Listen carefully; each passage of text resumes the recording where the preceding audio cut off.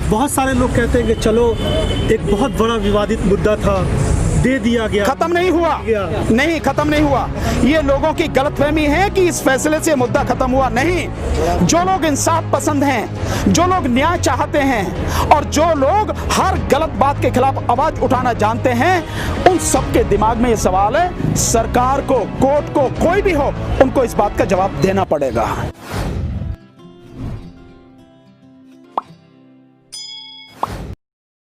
Justice नहीं हुआ, फैसले के लिए आपने सब किया है और आपने जगह उन लोगों को दे दी जिन लोगों ने मस्जिद को ढाया, जिन लोगों ने मस्जिद को तोड़ा।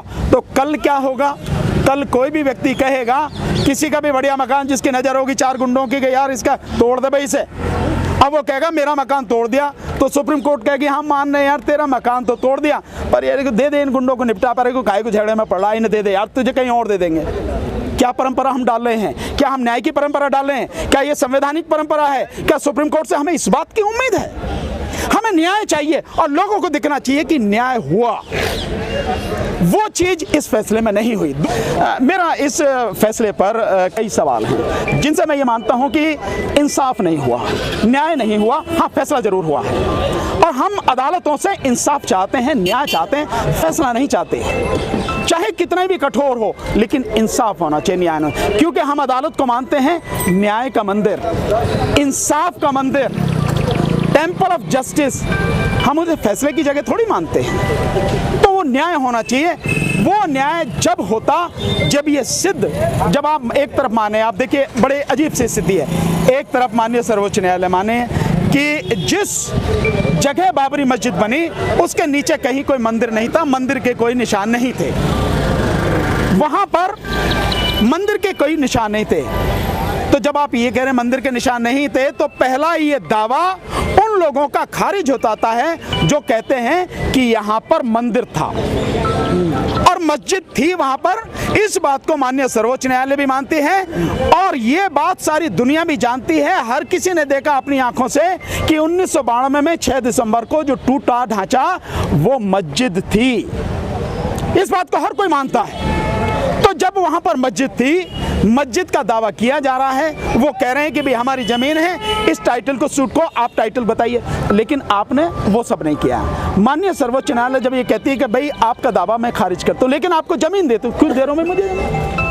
अगर आपने मेरा दावा खारिज कर दिया तो आप जमीन क्यों दे रहे हो मुझे? भिखारी हूं क्या मैं? मुझे जमीन नहीं चाहिए, मुझे इंसाफ चाहिए।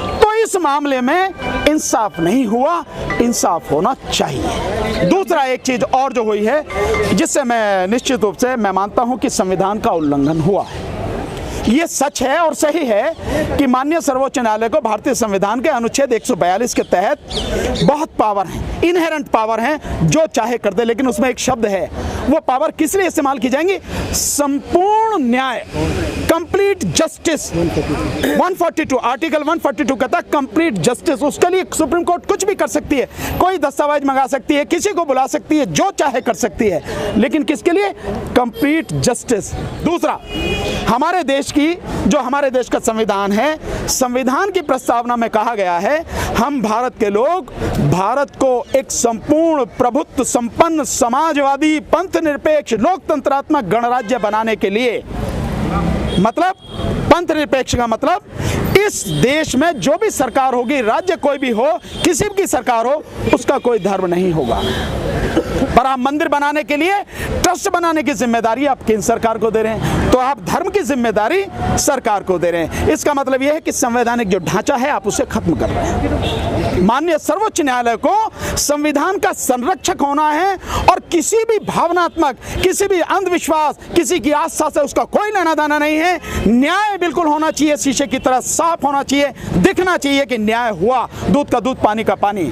और ऐसे मामले में कम से कम संविधान के संरक्षक होते हुए माननीय सर्वोच्च न्यायालय को यह नहीं कहना चाहिए था कि भैया ट्रस्ट बनाओ और मंदिर बनाने के लिए ट्रस्ट बनाई जाए। तुम क्यों कह रहे हो? तुमने जिसको जमीन दे दी उसको कह दी दे दी जमीन, तुझ बना भैया मंदिर बना, तुझे जो बनाना बना। आप सरकार की जिम्मेदारी क्यों कर रहे हो? ये बहुत ही गंभीर मसला है। आने वाले समय में बहुत चीजें होंगी। अब आप देखिए, पहले से ही आरएसएस का प्लान है, फिर वो काशी वाला मसला, फिर वो मथुरा वाला मसला। जब भी इनको लगेगा कि इन्हें वोट की राजनीति करनी है तो राम मंदिर का सेटल हो गया, तो अब आप उसका उठाओ, काशी का उठाओ, फिर आप उसका मथुरा का उठाओ। आपने उन लोगों को बढ़ावा दे दिया जो इस देश में किसी भी हालत में अमन नहीं चाहते और धर्म और जाति के नाम पर नफरत फैलाते हैं। ये हुआ है इस फैसले में, इसलिए मैं इस फैसले से निश्चित रूप से संतुष्ट नहीं हूं। सारे सवाल खड़े हो रहे हैं, आखिर कोर्ट ने ऐसा फैसला क्यों दिया? ये आपके भी जहन में बात है, मेरे जहन में बात है, हर आदमी के जहन में बात है कि कोर्ट ने ऐसा फैसला क्यों दिया। ये तो आप भी लोग, हर कोई व्यक्ति ये कहेगा यार क्या इस पे जो मतलब सरकार का दबाव है या क्या आरएसएस का दबाव है या कहीं भी कोई ना कोई बात तो है। ये मैं फिर वही कह रहा हूं, अगर न्याय होता तो किसी का भी दबाव नहीं होना चाहिए था, लेकिन न्याय नहीं हुआ, फैसला हुआ। इसीलिए मैं अपने 26 साल के वकालत के अनुभव के बाद मैं कहता हूं, अदालतों में केवल फैसले होते हैं, न्याय नहीं होता। तो मेरा इस देश की जुडिशरी पर कोई विश्वास नहीं है। और मैं ही नहीं, अगर जस्टिस गांगुली कहते हैं और जस्टिस काटजू कहते हैं और बहुत से लोग जो हैं विद्वान हैं वो कहते हैं, तो निश्चित रूप से ये परिस्थिति गंभीर है। सवाल तो खड़े हैं ही, इनके जवाब तो लोगों को चाहिए। 4-5 सालों में तो मतलब उसकी कोई सीमा नहीं रही है, उसकी सीमा नहीं रही है 4-5 सालों में। तो 4-5 सालों में तो वो फैसले आ रहे हैं जो जैसे चाह रहे हैं कुछ लोग। आपने बाबरी मस्जिद वालों को 5 एकड़ जमीन दी, क्यों दी? जब आप उनका दावा खारिज कर रहे हो नहीं ये जगह तुम्हारी नहीं है, तो उन्हें जमीन क्यों दे रहे हो भाई? इसका क्या मतलब है भाई? मैं अगर कह रहा हूं ये जमीन मेरी, आप कह रहे तेरी नहीं है, तो फिर मुझे जमीन क्यों दे रहे हो? इसका जवाब है तो सुप्रीम कोर्ट के पास। सुप्रीम कोर्ट को इस बात का जवाब नहीं देना चाहिए कि मुझे 5 एकड़ जमीन आप क्यों दे रहे हो। इसका मतलब यह है कि मेरी जमीन थी, लेकिन क्यों? क्योंकि मैं ये मानता हूं इस देश में अमन चैन खत्म हो जाएगा, इसलिए भैया मैंने गुंडों को दे दी, भैया जमीन तुम्हारी है, तुम ले लो भैया।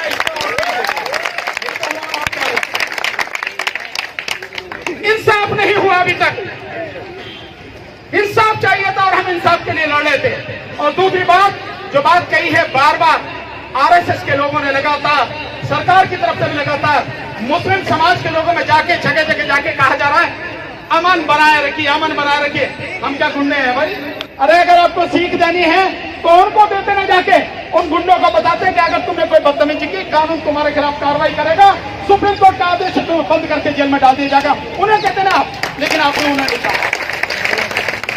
तो आप कर क्या रहे हैं? इसका मतलब यह है कि जो लोग इस देश में फिरका परस्ती चाहते हैं, जो लोग इस देश की शांति को भंग करना चाहते हैं, जो लोग आतताई हैं, आतंकवादी काम कर रहे हैं, आप उन लोगों को बढ़ावा दे रहे हैं। सरकारी स्तर पर बढ़ावा दिया जा रहा है। और दुख की बात यह है कि माननीय सुप्रीम कोर्ट जिसे न्याय करना चाहिए था, उसने भी न्याय नहीं, सिर्फ फैसला किया।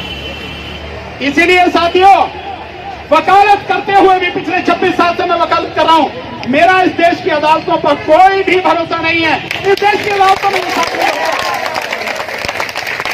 नहीं होता, यहाँ पर सिर्फ फैसले होते हैं। और फैसले देने के लिए किसी को भी आप बैठा दिए, कोई भी फैसला दे देगा। ऐसा फैसला तो यहाँ से किसी भी साथी को बैठा दिया वो भी दे देगा, कुछ नहीं होने वाला।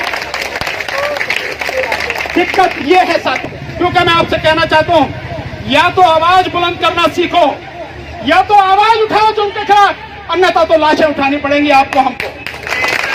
इसलिए आवाज उठाओ। किसी को गाली देने की जरूरत नहीं है, किसी को थप्पड़ मारने की जरूरत नहीं है, लेकिन आवाज उठाना हमारा हक है। इकट्ठे होकर हम सब इंसाफ के लिए लड़ें और इंसाफ के लिए आवाज उठाएं साथ।